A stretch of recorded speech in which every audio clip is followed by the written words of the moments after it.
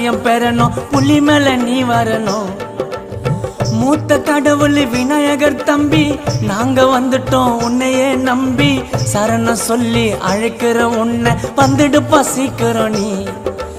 இருமுடி சுமந்து கெட்ட எண்ணத்தை மனசார உன்ன குடும்பத்தை நீதான் ஐயனை சரணடைந்தோம், எங்கள் சஞ்சலம் தீர்ந்ததையா. உன் 18 படியினிலே பந்தல ராஜனை கண்டோமையா. சபரிமலை வாசா உனக்கு சந்தன அபிஷேகம் ஐயப்பா. 5 மலை அரசா உனக்கு நெய்யில் அபிஷேகம்.